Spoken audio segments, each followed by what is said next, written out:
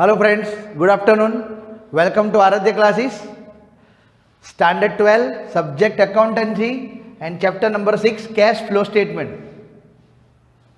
Cash flow statement के अंदर next step start कर रहे हैं। यहाँ पर टेक्स्ट बुक के अंदर सम नंबर 20 हेडिंग में लिखा हुआ है cash flow from financing activity. आपको मैंने लास्ट टाइम फॉर्मेट बताया हुआ है फाइनेंसिंग एक्टिविटी।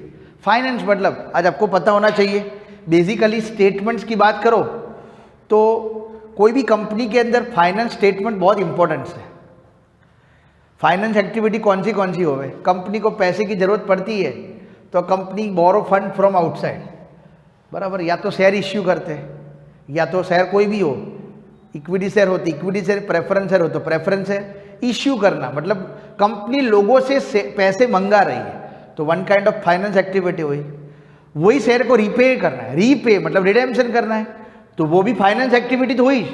पर जो शेयर इश्यू करते हैं तो इनफ्लो हुआ, शेयर को रिडेम्पशन करते हो तो आउटफ्लो बोलते रहते हैं। ओके, सेम चीज डिबेंचर, कंपनी को पैसे की जरूरत पड़ती है, शेयर मंगा लिया, अमुक टाइम के बाद में कंपनी डिबेंचर थ्रू भी डिबेंचर थ्रू भी पैसे यहाँ पर बोरो करती है from the share holders, from the क्या लिखा है पब्लिक, तो उसका मतलब डिबेंचर इश्यू करना सेम ऑल्सो फाइनेंसिंग एक्टिविटी, और वही डिबेंचर को रीपे करना that is redemption of debenture, वो भी फाइनेंस एक्टिविटी हुई।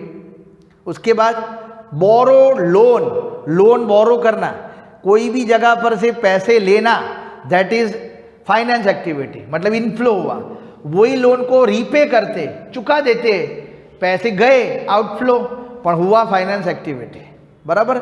बेसिकली चीज ध्यान रखना। उसके बाद दूसरी चीज बता रहा हूँ, फाइनेंस एक्टिविटी में दूसरी कौन सी चीज आएगी, अगर हम डिबेंचर इश्यू करते, कंपनी लोगों से डिबेंचर यहाँ पर इश्यू करते तो कंपनी को डिबेंचर का ब्याज कंपलसरी पे करना पड़े, तो इंटरेस्ट ऑन डिबेंचर ध्यान रखना खास, जो डिबेंचर इंटरेस्ट पेड वो भी फाइनेंस एक्टिविटी आवे, डिबेंचर का इंटरेस्ट चुकाना है दैट इज फाइनेंस एक्टिविटी। दूसरी चीज, कंपनी कभी कभी शेयर इश्यू करती है तो शेयर इश्यू करने के बाद कंपनी को वो शेयर के ऊपर भी ब्याज चुकाना पड़े, तो ये भी ध्यान रखना, जिसको इंग्लिश में बोलते हैं डिविडेंड, बराबर। डिविडेंड वर्ड याद रखना, डिविडेंड पेड, बराबर, वर्ड कौन सा आएगा डिविडेंड, चाहे वो कोई भी डिविडेंड हो, इक्विटी शेयर हो या तो प्रेफरेंस शेयर डिविडेंड हो, वो भी पे करना पड़ता रहता है, वो भी फाइनेंस एक्टिविटी के अंदर आता रहता है। और लास्ट में एक चीज ओवरड्राफ्ट, बैंक ओवरड्राफ्ट, हम कभी कभी क्या करते हैं लॉन्ग टर्म पैसा बोरो करते हैं, वो भी फाइनेंस एक्टिविटी हुई, और शॉर्ट टर्म पैसा बोरो करते हैं, वो भी कौन सी एक्टिविटी, फाइनेंस एक्टिविटी।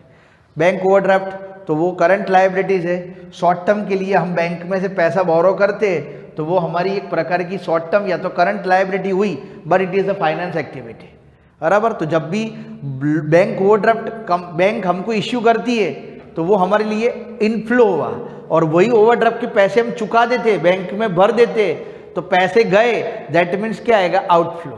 ओके, तो इतनी चीज ये फॉर्मेट के अंदर ध्यान में रखनी थी, पहले भी बता चुका हूं, बराबर, फिर से एक बार मैंने रिपीट कर दिया। अब ध्यान रखना, सम नंबर 20 दिया क्या है, जैसे आप देख लेना क्वेश्चन में तो सब कुछ दिया होता रहता है, कभी कभी ऑपरेटिंग एक्टिविटी भी देते, इन्वेस्टिंग भी देंगे और फाइनेंस, तीनों चीज का मिक्सअप देते रहते, आपको आइडेंटिफाई करना है और क्या करना है उसमें से फाइंड आउट करना है कि कौन सी फाइनेंस एक्टिविटी के ट्रांजेक्शन है, बरोबर। तो स्टार्ट कर रहा हूं, पहला परचेज ऑफ लैंड, लैंड अपनी फिक्स असेट्स हुई, जमीन खरीदते हैं तो फाइनेंस एक्टिविटी हुई नहीं, जमीन खरीदते तो वो इन्वेस्टिंग एक्टिविटी हुई, मतलब फाइनेंस के अंदर इंक्लूडिंग होगा नहीं। उसके बाद इक्विटी शेयर इश्यू, देखो जरा अभी share issue, equity share issue, company को पैसे की जरूरत पड़ती है तो शेयर इश्यू करते, मतलब कंपनी के पास पैसा आएगा, इनफ्लो हुआ तो प्लस में बताने का है 1,45,000।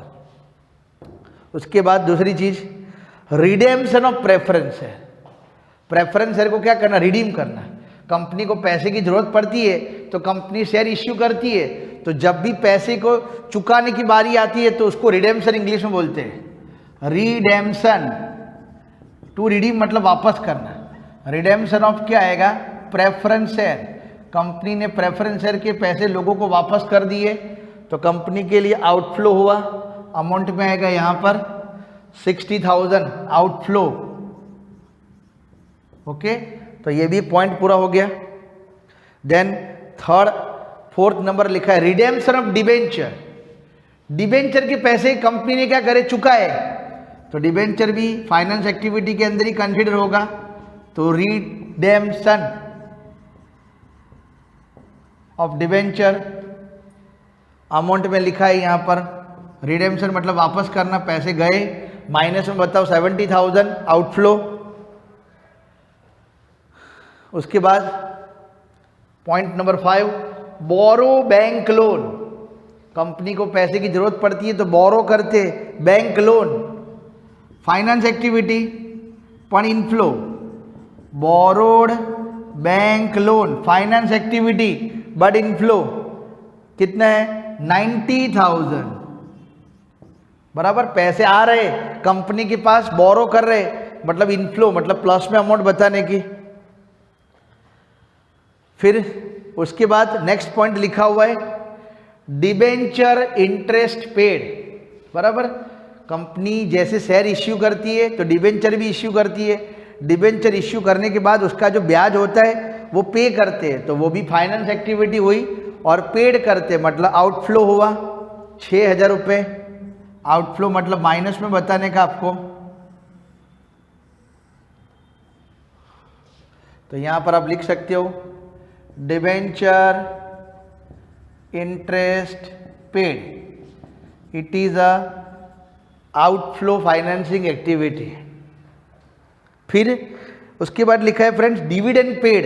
बराबर, देखो मैंने वो भी बता दिया, शेयर इक्विटी शेयर हो के प्रेफरेंस शेयर हो, उसके ऊपर डिविडेंड मतलब ब्याज, जो ब्याज पे करते चुकाते, वो भी फाइनेंस एक्टिविटी हुई। पेड करते मतलब पैसे जा रहे हैं, तो माइनस में बताओ यहाँ पर आउटफ्लो हुआ। Dividend paid, dividend paid it is a finance activity. फिर लास्ट में डिविडेंड इंटरेस्ट रिसीव्ड, ये ध्यान रखना, डिविडेंड इंटरेस्ट रिसीव्ड ये ऑपरेटिंग एक्टिविटी के अंदर, इट इज अ इनकम। बराबर, ये ध्यान रखना, डिविडेंड और इंटरेस्ट रिसीव्ड वो फाइनेंस एक्टिविटी है नहीं। फिर आगे लिखा है सेल ऑफ फर्नीचर। फर्नीचर को बेचते तो इसके पहले वाली एक्टिविटी मैंने बताया हुआ है, सेल या तो purchase of assets, fix assets, तो कंपलसरी इन्वेस्टिंग एक्टिविटी में आवे, फाइनेंस में आवे नहीं। फर्नीचर बेचते तो वो इन्वेस्टिंग एक्टिविटी आवे। परचेस ऑफ मशीन, सेम चीज, मशीन खरीदते रहते तो मशीन भी हमारी फिक्स असेट्स है। फिक्स असेट्स की यहाँ पर कोई जगह पर एंट्री होती नहीं है, वो इन्वेस्टिंग एक्टिविटी हुई, फाइनेंस एक्टिविटी है नहीं। बराबर, तो इसके अंदर कंसीडर यहाँ पर होगा नहीं। उसके बाद नेक्स्ट लिखा हुआ है interest received on investment. Investment के ऊपर जो ब्याज मिलता है उसकी बात, तो वो भी इन्वेस्टिंग एक्टिविटी हुई, वो फाइनेंसिंग एक्टिविटी नहीं है। मतलब वो जो आपको बुक के अंदर दिया हुआ है 13,013, वो भी फाइनेंसिंग एक्टिविटी के अंदर कंसीडर होगा नहीं। और लास्ट पॉइंट लिखा हुआ है पेड फॉर पेटेंट। मैंने वो भी आपको बताया, तो paid for patent intangible assets है, तो इंटेंजिबल असेट्स को पेड करते हो तो वो इन्वेस्टिंग एक्टिविटी में आवे, फाइनेंसिंग एक्टिविटी के अंदर कंसीडर होता नहीं है। बराबर, वो जो अमाउंट 19,000 लिखा हुआ है। तो फ्रेंड्स इतनी चीज जो फाइनेंस एक्टिविटी के अंदर आएगी, बराबर, इसका टोटल करोगे तो आपको मालूम पड़ेगा कि कैश इनफ्लो है कि कैश आउटफ्लो। बराबर, तो प्लस माइनस करो, 8 और 6 14, 60 70 130 130 और 144, फिर प्लस माइनस करोगे तो 91,000 आएगा फ्रेंड्स।